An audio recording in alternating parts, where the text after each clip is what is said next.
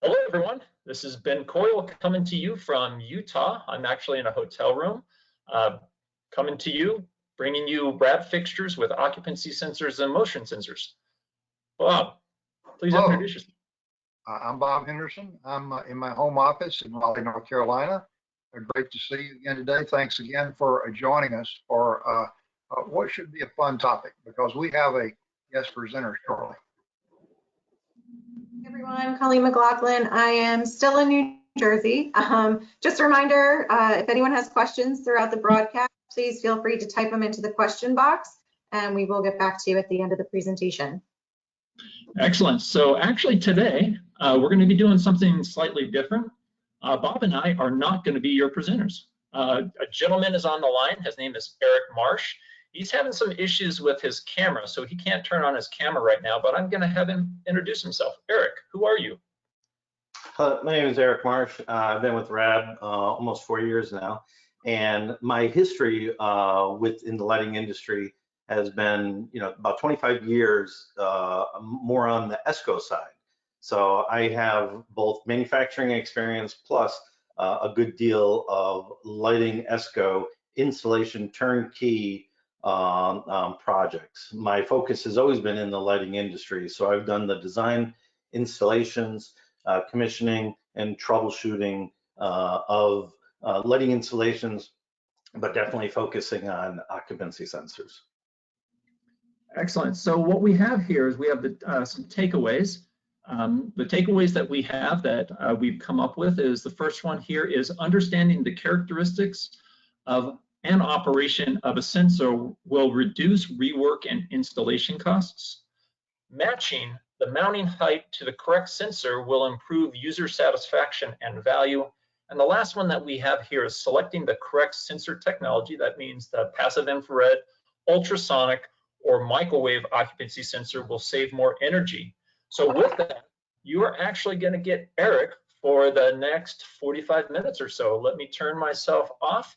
And Eric, hold on, Eric, I need to mute myself and turn off the video. And once I do that, you're good to go. All right, thanks, Ben. One of the things first I want to go is like the general categories of occupancy sensors that we have here at RAB. There's a couple different types. There's ones that are integrated, pre-installed into the fixture. And they can either be, locally programmed, where you would have either dials or dip switches where you locally control them. And then there's advanced ones that you can do. You need to be in the room wirelessly connecting to the fixture or to the occupancy sensor to be able to program that. There's an additional occupancy sensor category with advanced controls where you are communicating through a network wireless system and then connecting to that system through cellular, through a website or an app to be able to control and make the modifications to the settings on the sensors.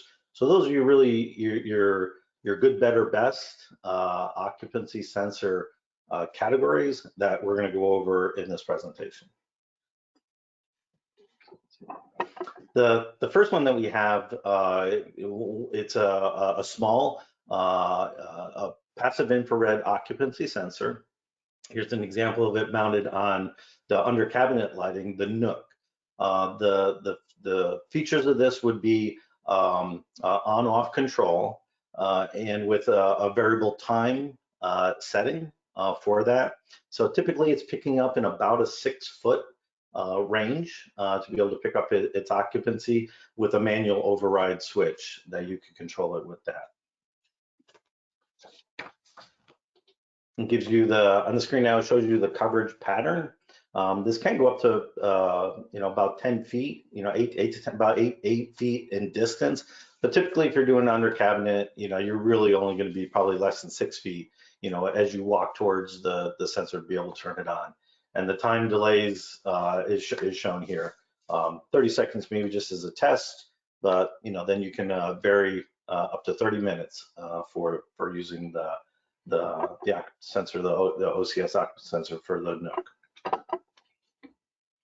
The next sensor we have is the LOS. This one, it comes on either, typically on a high bay application.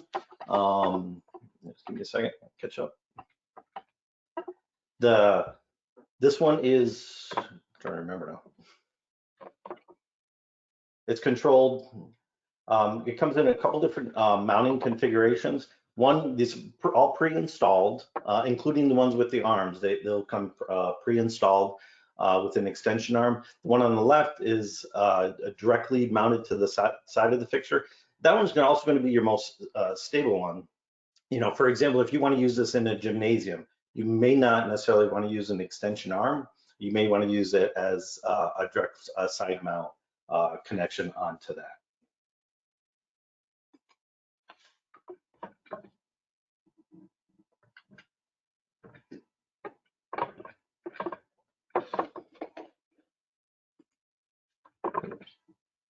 Trying to advance there. Okay, so the coverage pattern for the LOS sensors can go up, between 30 and 40 feet for its range, and then give you about up to a 60-foot diameter for your coverage area. These are an LED-based load that, depending on your voltage, can cover up to 960 watts.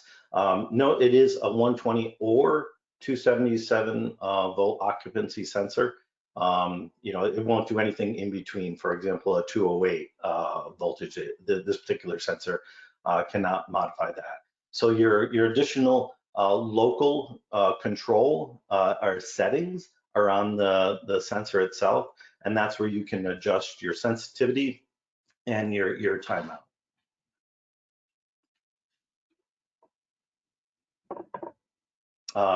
This particular sensor only has on-off control, and it does not have, there's no dimming wire capabilities. You don't have dual level dimming levels with this occupancy sensor. It's just on-off control. With the modification of the lens, it's the same hardware on the inside, same dimming or same programming capabilities. With the modification of a lens, you can use this as an aisle lens, which can be a great application to optimize energy savings just for a shelf area where you got aisles where you don't want the sensor potentially to look through the shelving areas to falsely trigger on in areas that you don't need the lighting for that particular area.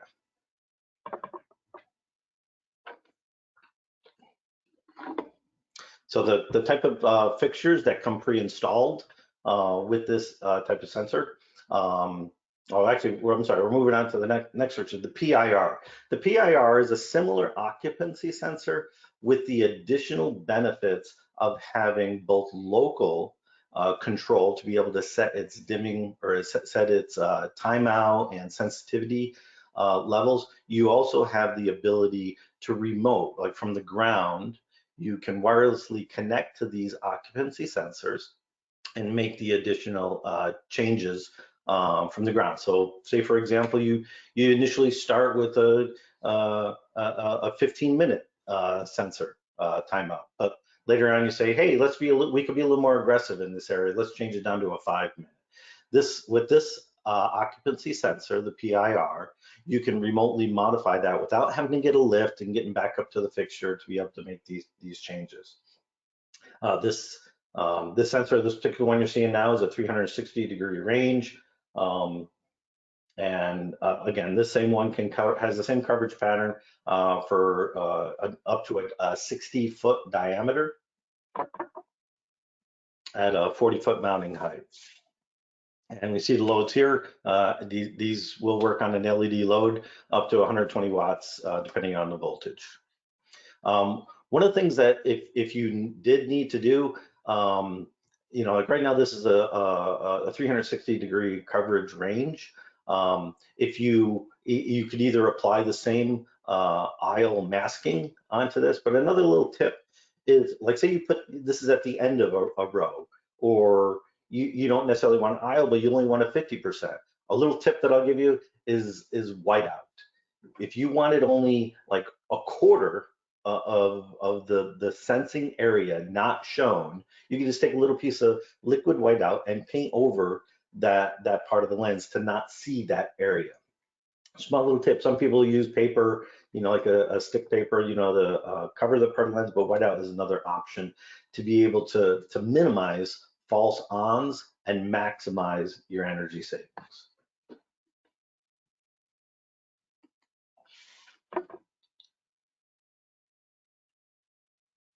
The additional feature of the PIR, it also has light level sensing.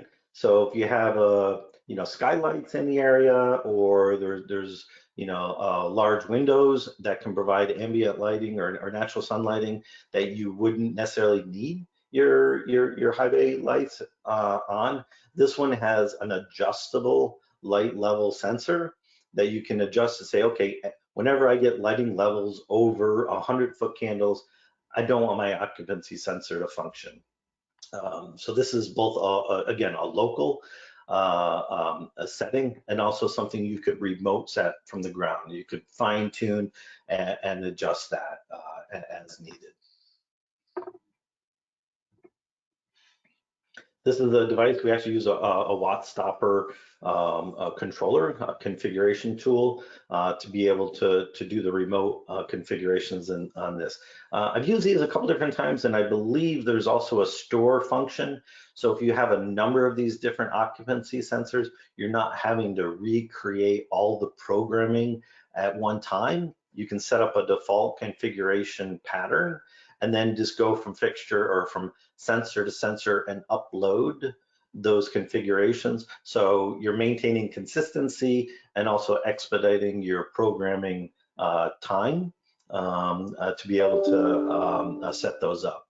Also, when these devices first turn on, there is a 2-minute warm-up time period. So when these first go through a power up state, the lights will come on for 2 minutes, and then after that, it will resume its normal operation for what you have it programmed for.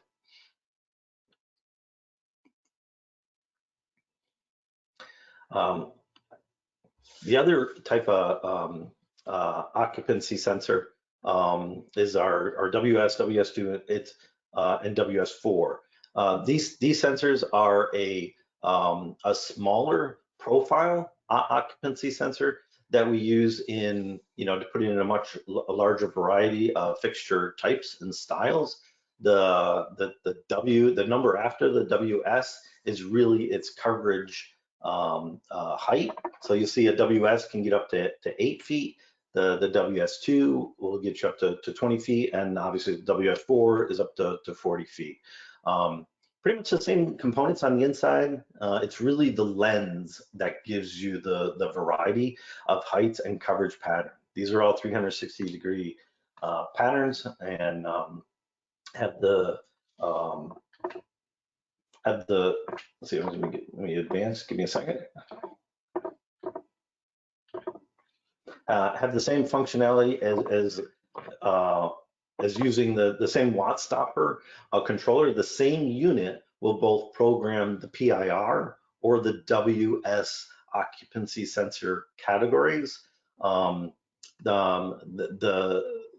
These particular ones also have a high and low mode, so you can have 0 to 10 dimming or tiered dimming on these levels. Including photocell and also ramping up, fading down or off. You can set a time frame, for, hey, when these lights shut off, I want to give it a 15-second time off, so it'll slowly fade down and be able to, softly turn off. That feature is kind of nice for areas like, where you don't want to be seeing out of the corner of your eye lights turning on and off. It's a very environmentally or user or occupant friendly way of turning off lights in an area using that ramp fade down method. The one product that we have that uses ultrasonic detection is the TreadSafe. The TreadSafe, will emit an ultrasonic noise, and then It has a receiver to detect that that pattern of that wave signal coming back, and any object that's moved in the area will actually get picked up from this. This is a really nice feature for the tread safe. Typically, you are putting it in a stairwell. That's one of the most common applications, and to be able to, detect out of sight somebody coming down the stairs, it has the ability to pick you up before it can see you, and that way turning the lights on as you enter the space. There's also dual lighting levels for the tread safe, where you say, okay, unoccupied, I may not want the lights to go off, especially in a stairwell. For safety purposes, you can have different, you can have an off to dim mode instead of just going to a completely off. And some of these, the settings are adjustable on the unit itself, right at the fixture itself, where you have both the time delay and the occupancy. Other applications you can see here, or any place where you can't necessarily see direct line of sight from where you want an occupancy sensor to be, which would be a passive infrared detection that needs direct line of sight. This can see around like bathroom stalls or potentially cubicles or any areas where you need to slightly see around an object. The US occupancy sensor, the ultrasonic occupancy sensor, is really a good application. Typically, you don't want to go too far away from these, so maybe up to a 10-foot distance from the fixture is a safe range.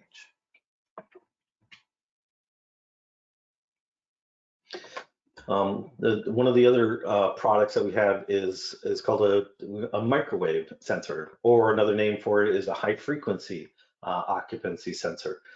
These are actually widely used prior to being used in the lighting industry. Over in Europe, they're very heavily used over there. And actually in the US, when you come up to a street light and you see a little blinking red light, with a sensor pointing at you, that's actually microwave sensor technology also. So it's a widely used and well accepted technology, and we're using it here in a lighting application where the detection can go through the lens of the fixture. So this is a sensor that can be completely hidden out of sight, so you maintain the architectural view of the fixture, but it's still seeing through the lens and can detect into the space and be able to turn these lights on and off. So here's the variety of fixtures, from troffers to sconces and some wall packs and some waterproof fixtures also have this technology built into that.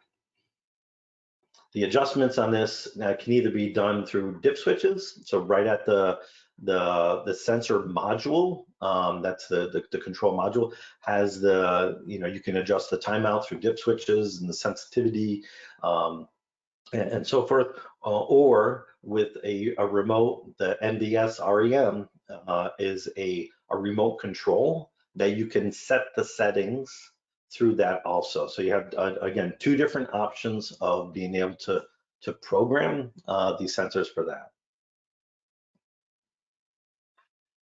As you can see, the loads, they can get up to 1,000 watts at 277 volts.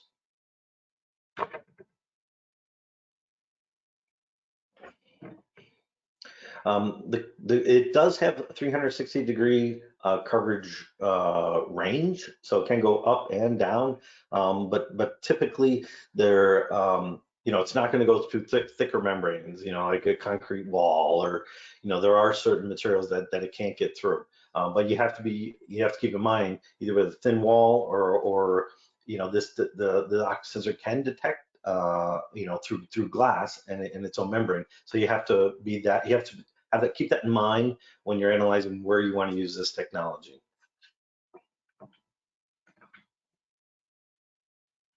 The next category of sensors we have is what we call the LCS. This is our occupancy sensor that's part of our light cloud system. These pre-installed occupancy sensors are, we have an example of several of those.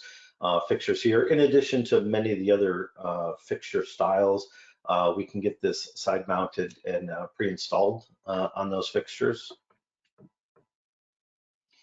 The lens configuration, the mounting height configuration, we have two different styles. The standard LCS is, typically a 9-foot mounting height, with a 30-foot range, or there is a high bay option, just again a different lens, and that one can give you, up to a 30-foot mounting height, with a 40-foot diameter range for that. The sensor, it's the exact same sensor, the body of the sensor. There are different mounting caps that are pre-connected and can be pre-installed. So the first one, the ceiling mount, it would either go to a surface mount or a flush mount junction box. And then the angle mount is a 90-degree angle that just comes out. It's a nipple mount, goes right into the side of the fixture, or a junction box again. Either one, it could be located in that. And then there's the extension arm that if you needed this to be fixture mounted, but you want the sensor below the fixture, so you're not cutting off any of that pattern, this could be a great application to use that arm. And that arm is slightly adjustable. If you just want that sensor just at the same level as the lighting fixture, you can adjust that for that arm. The sensor does have dual monitoring capabilities. Both its primary one, the passive infrared sensor, and it does have an acoustic sensor that can actually, you can calibrate it to measure the audio sound in a room. And with the two of those, the passive infrared would turn the lights on. The audio feature would keep the lights on if there's still a noise in the room. Either one of the technologies can keep the lights on in a space. We've introduced a new model for this, that our new ones now are IP66 rated and have up to a 6 amp LED load on this. The part of the features of this network-based lighting system does have power monitoring. If the sensor is connected to a load, it has 0 to 10 dimming capability. It also can be used as a pure just monitor, just to record occupancy sensor, and through the network control other loads. So it can either be used to sense and control load directly. It can be used in a room where you have multiple occupancy sensors, the LCS occupancy sensors, and they can be programmed to be grouped together. So all of them will operate as one, whether it has a load on it or not, they can still be put in the same group. And then dimming down to 1%. Obviously, the LED driver needs to be 1%, capable of getting down to 1%. There's with this type of sensor, you can operate it in like there's a lot of codes out there that require rooms over a certain size. The energy code requires a vacancy mode. We can put this occupancy sensor into a vacancy mode where you would be manual on, automatic off, or it can operate as a standard occupancy sensor, automatic on, automatic off. The sensitivity settings are set via the software. It's a web-based software system that you would actually can change the sensitivity. So this is a nice feature where you don't even need to be in the space to be able to adjust the sensitivity on the sensor or its time. All of that can be commissioned and modified remotely. Kind of like the same reason, if you're getting into a space where you're having the lights falsely trigger on, in that area, you can remotely monitor and see, hey, my lights are turning on at night. You can change your sensitivity down 20, 30% until you have optimized that. Scheduling is built into the system also, where you can actually use an astronomical time clock, gets modified every day. It goes by your zip code. You can have a scheduling capability of having the sensor do one function during the day and a different function at night. So say during the day, you don't want the lights to turn off during vacancy. You can have it set, okay, during the day, I only want it to go down 10%, but after hours, I want it to turn off. And also you get power monitoring features and alerts when something is not working. The next category of sensors are dedicated outdoor occupancy sensors. And we have a wide variety of these. There's actually 5 different major categories for these: mini, self-explanatory, elementary, gotcha, stealth, and the super stealth, something new we have. So here's basically what they look like, each one having their own purpose, and we'll go through each one of those.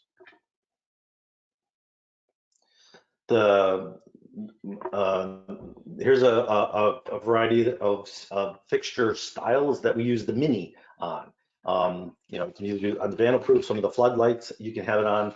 One of the general guidelines for the mini is its coverage range, its profile. It is a relatively small profile. Its wattage capability. This particular one does have a 5-year warranty on it. The mini does have a 3,000 volt surge protection rating on it. The adjustments to it are local, and that's where you could set it between 5 seconds and 15 minutes. And the pattern on all of these is a 180-degree pattern for coming out of the PIR lens.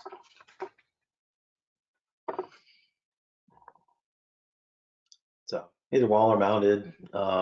So for this particular sensor, since it's mini, it's meant for a smaller load. The typical smaller load, your sensor will be closer to your area that you're going to use it. So here we're looking at 6 to 10 foot mounting height for the mini. And these are available, the mini is available in bronze or white.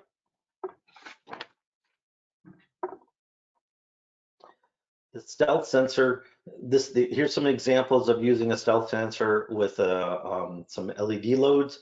They are also available in a halogen, a screw-in halogen a kit. These are all sensor kit styles where you're getting the box, the floodlights, and the sensor as a complete kit. There's also a kit available that handle the halogen flood lamps.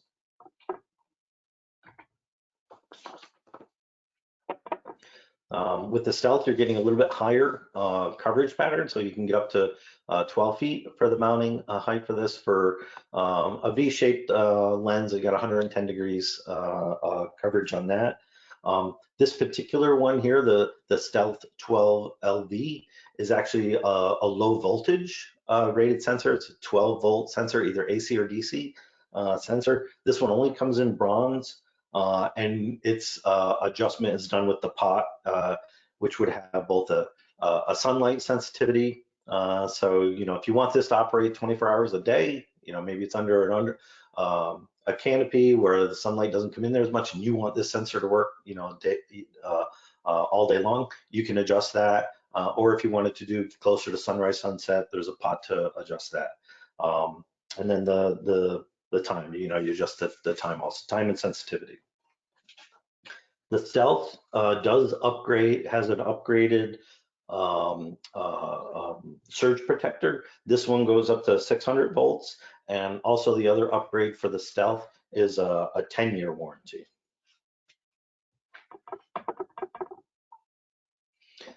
The line voltage, or the high voltage Stealth sensors, we have 2 different lens options, either more narrow, 110 degrees, or a wider range, actually a slightly backward range of 200 and 200 degrees viewing area.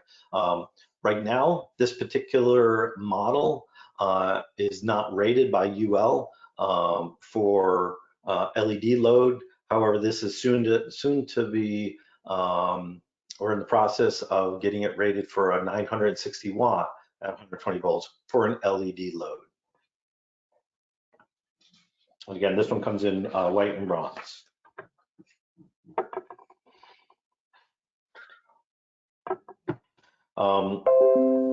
This is our dedicated LED stealth. So this one does have, right now it has a 300 watt rating, either 120 or 277 for LED loads. It's the exact same lens, same coverage pattern as our stealth.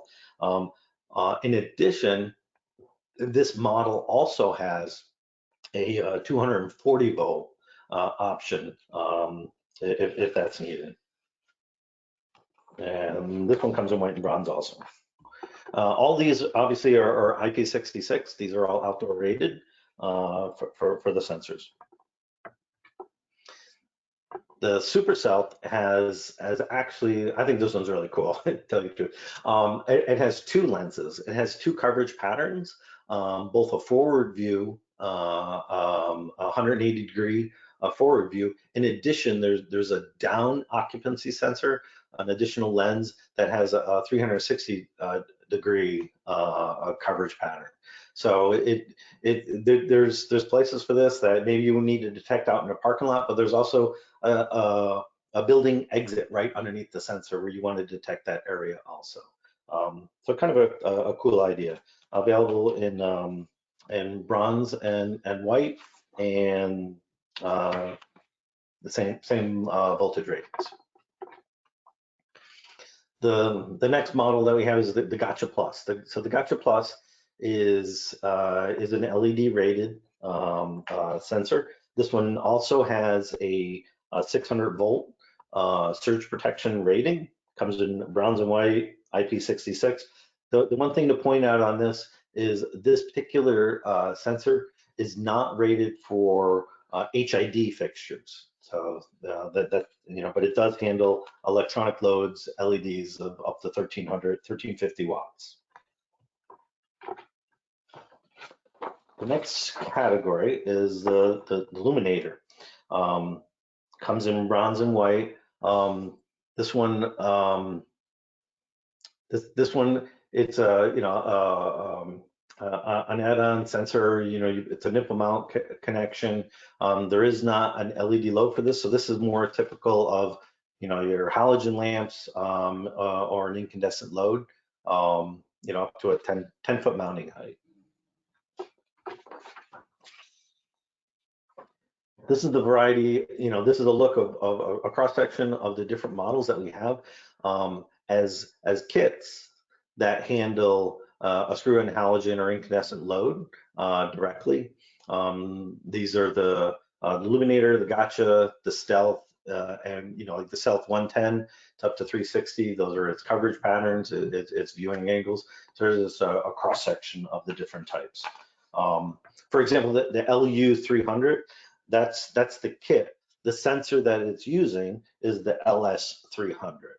So the LU is just the universal kit, whereas it's using the same sensor as the LS 300, which is the Luminator 300.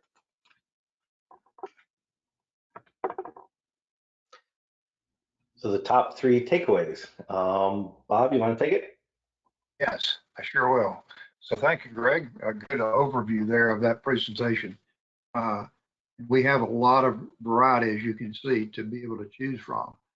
So as we kind of review what Ben suggested early on, what we hope you would take away from this today would be understanding the characteristics and operation of a sensor will reduce rework and installation cost.